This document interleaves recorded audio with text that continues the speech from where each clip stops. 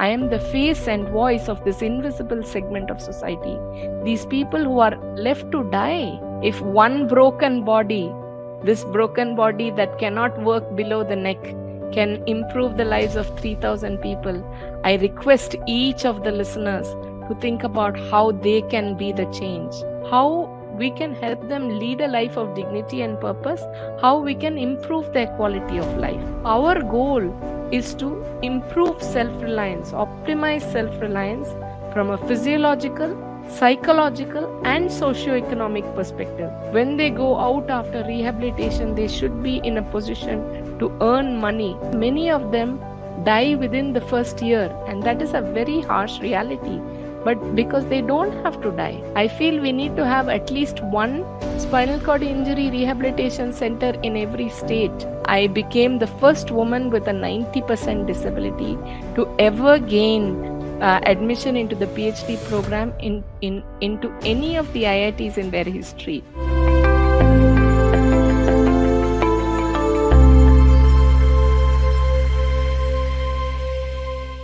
In the intricate fabric of life, there are individuals whose story transcend the ordinary, echoing with resilience and a profound ability to transform adversity into a force of change.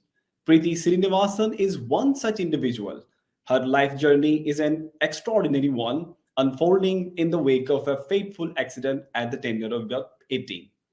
Hailing from the vibrant city of Chennai and having traversed three continents in her upbringing, Preeti's early years were marked by a pursuit of athletic excellence.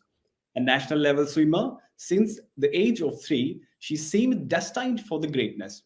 Little did she know that an accident will change her life, leaving her neck down paralyzed. After, in the aftermath of the accident, Preeti found solace and strength in the unshakable love of her parents and eventually found Soulfree, a beacon of hope for those navigating and challenges of irreversible spinal cord injuries. Now at 42, Preeti's life is a testament to the power of resilience and compassion. Soulfree, under her guidance, has evolved into a sanctuary offering not just a physical rehabilitation, but but also also education and education and opportunities. Hello and welcome to DNN 24. I am Junaid Suhas, and today we have an incredible guest, Preethi Srinivasan. Preethi, welcome to DNN 24. We are eager to hear your inspiring story and learn more about the incredible work you are doing at Soulfree. Thank you, Junaid. Thank you, DNN24, for giving me this wonderful opportunity, and welcome to all the audience members here. Ma'am, I will be asking you a few questions about the journey that you have been on and the incredible work that you have started. So I will begin with my first question. Your journey from beginning is an accomplishing athlete to the founder of Soulfree is incredible, incredibly inspiring. Could you share with us the pivotal moment when you decided to embark on this path of helping others with spinal cord injuries? Right. As you had mentioned in your introduction, the first 18 years of my life were absolutely perfect. I mean, they were charmed. I'm an only child. Everything I did became successful in the sense that I started swimming at the age of 3. I was a state level gold medalist. I started playing cricket at the age of 4. I was the captain of the under 19 Tamil Nadu girls team, as well as I became at the age of 8, I joined the senior. I became a part of the playing 11 of the senior Tamil Nadu team, which is a record that still stands 30 years afterwards. I mean, you could have called me a prodigy, but then life, as I knew it, changed. During a regular college excursion, I'd gone to Pondicherry. I was playing in the beach. I kind of stumbled and dove into the water and never got up again. Nothing happened. I didn't hit anything hard. There was not a drop of blood. But in a split second, life as I knew it was over because I broke my neck and I injured my spinal cord and became paralyzed below the neck for the rest of my life. So It's it tragic. was a tremendous shock, and it was not something I could absorb at that point. So it took me several years to even cope with my situation. And then again, just as I was getting out of it, my whole life was rocked, because at the age of 57, my father sustained a sudden complete heart attack, and he passed away overnight. One night he had a heart attack, the next afternoon he was gone. 4 days after that, my mother had a heart attack. I had an 80-year-old grandmother to take care of, and I was paralyzed below the neck. We didn't have any form of income. I didn't know how to take care of my family, and I was just shocked. At that point, I realized that I was not the worst case scenario. I thought my life was difficult, right? But in spite of all that, I found that my life wasn't the most difficult one. It was actually a good case scenario, because a lot of things were happening well for me. Because other girls in my condition were being treated as a shame, a burden, and a curse, and they were being told that they don't deserve to live, because nobody is willing to marry their brother, um, because they exist. Because a girl in the wheelchair is part of the family, nobody is willing to marry into the family. So they were told this, and made to commit suicide by their own families. That's when I realized that being afraid to do something, to be the change. Um, if I was going to shut up and not raise my voice, then I would become part of the problem. That is how Soul Free came to be. That's amazing journey. That's amazing story. It's heartbreaking also, but there is also a lot of hope and optimism that I can see in your comments on that. That's an incredible journey, ma'am. Ma'am, the establishment of Soul Free Inspire seems to have been a deeply personal endeavor. Can you walk us through the initial challenge you faced in setting up this rehabilitation center and how you overcame them? Every step of the way has been a challenge, right? Starting Soul Free itself, Soul Free as a trust, a public charitable trust, started in August 2023. Every step was a challenge, because initially I didn't know anything about accounts, I didn't know anything about the legalities of running such a trust. So it was very difficult. Even to start a bank account was difficult. And then, when Soulfree had done quite a bit of work, 6 years, 5 years into it, I found that despite us giving them things, like we wanted to make their quality of life better wherever they were living. So, giving them hospital beds, air beds, helping them with medical treatment, helping them with education and employment, all that was happening. But without full training, without rehabilitation, and understanding how to live and work in the new body, in the paralyzed body, they were going back to bed. Suddenly we would find that people died, and we didn't understand, and we found that without rehabilitation it was very difficult to keep them alive. So that's when I started fighting for the rehab center. And we didn't have the infrastructure, we didn't have acres of land, we didn't have crores of money to build buildings. So then the government of Tamil Nadu actually recognized our work, and we were given a dilapidated building in the old GH compound, which had been abandoned. And that building, it took nearly 3 crores for us to restore and to turn into a 20,000 square feet state of the art facility. So it was extremely difficult for me to convince people that this was the only way to re-establish their lives, restore dignity back to their lives. And once we got started in that, then the transformative work really took hold, because people started believing in it. Ma'am, you are answering every question that I could hear. There is more of respect and inspiration that I can feel. And I'm really glad and it's my honor to interview right now. Ma'am, my other question is that Soul Free Inspire offers a wide range of assistance, including rehabilitation, counseling, and education. How do you ensure that the programs provided address the holistic needs of individuals with spinal cord injuries.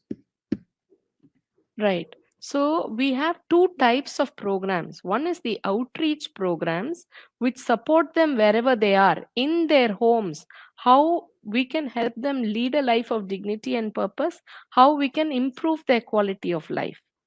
Yeah, so we provide various medical support systems. We give them a gift box that gives them their entire medical needs for the full year. We provide wheelchairs, commode wheelchairs, to help them go into their shower. Can you imagine that I'm in a wheelchair, I can't even go to the bathroom to have a bath? So a lot of these problems are solved by our outreach programs. But then the more holistic aspect comes through in our Soulfree Inspire Center. Inspire actually stands for Integrated Spinal Rehabilitation. So in this, we also use contemporary therapies like physiotherapy, hydrotherapy. We have India's first temperature controlled, fully accessible hydrotherapy unit, which even people who are charging 15,000 rupees a day don't have. But we are giving everything free of cost to those living below the line of poverty. We have occupational therapy, we have music and dance. See, I found out in my rehab that the first thing you need to do is give a person a reason to live, make them feel valued, make them feel loved. So, our goal is to improve self reliance, optimize self reliance from a physiological, psychological, and socio-economic perspective. So, physically, they are able to take care of themselves. Emotionally, they have the strength to face whatever society throws at them. And also, when they go out after rehabilitation, they should be in a position to earn money, because if they don't have money in their pocket, they are often pushed to commit suicide and often abandoned by their own families. So, in all these ways, we have vocational rehabilitation where we are teaching tailoring, computers, they make their own soap and lot of chemical free cleaning products.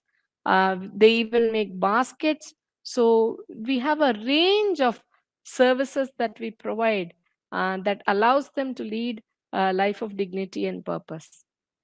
That's astonishing to know. That's really astonishing to know. Ma'am, can you elaborate on the educational and empowerment initiative offered by Soulfree and their significance in empowering individuals with disabilities? Again and again, it's very important that we provide education to our people so that they become employable. For those who have lower level injuries, that is, they cannot move below the waist. They are wheelchair users, but they are paraplegic and their hand and finger function is fine. We are able to provide them with jobs in a much easier way, in the sense that we can make a chai shop for them, or in some way we are able to ensure that they become financially self sufficient. Earning money is a key factor because it not only restores dignity to their lives, but it helps them provide for themselves, and that improves their self confidence and sense of self worth. However, for people with higher level injuries like me, if you can't use your wrist, if you can't use your fingers, then it's much more difficult to find gainful employment. So, education in computers, education in use of voice activation software, education becomes a very important factor in helping them get work. And in this, Soulfree is also thinking of having a full blown future project called the Soul Voice Learning Institute, where they will learn voice based training in both Tamil and English, in their native language, whatever it is, to help them find voice based jobs as call center operators, as radio jockeys, as video jockeys. There are many kind of jobs we can do with our voices, and that is our concentration right now. All right. So it's a very highly integrated process, I would say. A lot of mechanism and other things that will be included into it. Very amazing, ma'am.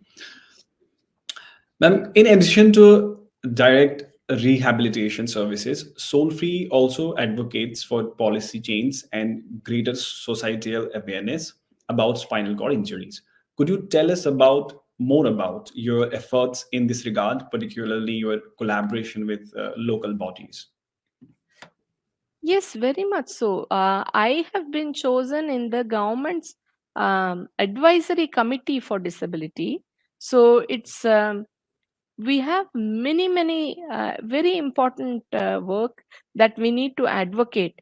For example, the government of India, even the central government and the state government, have not yet recognized spinal cord injury as a specific multiple disability. It is still pulled under locomotor disability, which means that you cannot walk. But spinal cord injury is a lot more. As you can see, we become completely paralyzed below the level of injury. We don't have urine control, we don't have bowel control. It is a very serious condition that has been termed by the WHO as the most debilitating condition in the world, and yet it is not a disease. So people can lead normal lifespans if they are trained in how to live and work in the new body. However, the government of India, since it has not recognized this as a specific multiple disability, we don't have any statistics. For example, in your state, if I should ask you how many spinal cord injuries have happened this year, we don't know, because we are not collecting the data at all. So, this central registry, which records every spinal cord injury that happens in the state, in every state, is vital, because we need to know how many happen in a year so that we can go ahead and do something about it. See, if it is only one throughout the year, maybe we can ignore it. But in the US, there are more than 18,000 cases every year. In a small country like Ireland, there is published evidence that three spinal cord injuries take place every week. Then, can you imagine in a country like India with our population, how many people must be sustaining spinal cord injuries? However, because we don't have the data, we don't know what happens to them. We don't know what happens to them once they reach the hospital. We don't know what happens to them once they leave the hospital. Once they leave the hospital, they need rehabilitation. No government insurance approves rehabilitation as part of their insurance scheme. So, again, they are not able to afford rehabilitation. And because we don't know the numbers, we have only 4 or 5 rehabilitation centers throughout the country, most of which are prohibitively expensive. So, without rehabilitation centers and without government support towards payment for these insurance for these rehabilitation centers, life becomes very difficult. Often, many of them die within the first year, and that is a very harsh reality. But because they don't have to die, with proper rehabilitation and proper insurance support throughout the country, I feel we need to have at least one spinal cord injury rehabilitation center in every state, if not in every district. We have 28 states, and the Soulfree Inspire Center is the first of its kind integrated rehabilitation center in the entire country. We feel that we have what is a blueprint. It's cost effective, it's individualized, it's giving incredible results, its performance is great. We can use this as a blueprint to be duplicated in other countries, other states of India, and across the global south, including Indonesia and other countries. People have come forward to say we don't have any such rehabilitation centers, and we could learn from this blueprint. This is a special framework. It's an experiential framework that is holistic, individualized, and cost effective. So, if any other states would like to follow this model, we would be happy to share our knowledge. That's absolutely right, ma'am. I completely agree that Soul Free is as a blueprint for such a rehabilitation, a large, a holistic, I would say, rehabilitation process. I completely agree with it. Uh, Ma'am, my another question is that as you pursue your PhD from IIT Madras, how do you balance your academic pursuit with your responsibilities as Soul Free? And what are your aspirations for both your personal as professional growth in the coming years? Oh, yeah, that's a nice question. It is a challenge, especially IIT being one of the premier institutions in the country, if not the world. I became the first woman with a 90% disability to ever gain admission into the PhD program into any of the IITs in their history. So I take great responsibility as a woman and a person with disability that I should, fulfill the highest standards of IIT so that many more people like me can join in the future. So definitely, I want to do the best I can. And sometimes running soul free is a full time job. So it definitely becomes a challenge. But I start working at 10 o'clock in the morning and I work till 10 o'clock at night. So I hope I will fulfill both my roles. Not only that, I travel quite a bit, spreading awareness about soul free and the work we are doing and about spinal cord injury as a whole. So I do fulfill many roles, but I take a lot of pride in them and I take a lot of responsibility because I feel I am the face and voice of this invisible segment of society. These people who are left to die. And if my face and voice is being heard, I hope somebody in the government, somebody in various companies can help us with their CSR. If people who are doctors, physiotherapists reach out to Soul Free, we can grow so much, and that way we can save so many lives. So, although it can be a challenge at times, I feel it's greatly fulfilling because uh, I feel I'm impacting lives positively. And if I'm doing that, then I'm fulfilling my highest potential. No doubt about that, ma'am. I completely agree because as you can see, you can search internet. There is a lot about Soul Free and about you. So it means that your hard work is really paying off. And yeah, ma'am, my another question is that the impact of Soul Free extends far beyond the individuals directly served by the organization. How do you envision the broader societal perspective and treatment of people with disabilities evolving in future? And what role do you hope Soul Free will play in that transformation? That's an important question because soul free, as you say, is not just about one particular disability, but I feel it's a movement. It's a movement towards inclusion. It's a movement towards creating a society that is universally um, accessible. So we are looking at people mainly with spinal cord injury right now, and we are based in Tamil Nadu. So we are supporting more than 3,000 families that live below the line of poverty and are struggling for survival with family members facing a lifetime of paralysis after a spinal cord injury. There are 28 states in the northeast and even a state like Kerala. So many people are falling from palm trees and getting injured. We are not able to reach them at the moment. Through DNN 24, I wish to say that anybody who has a spinal cord injury in any state of India who's struggling because they are not able to afford rehabilitation elsewhere can reach out to Soul Free.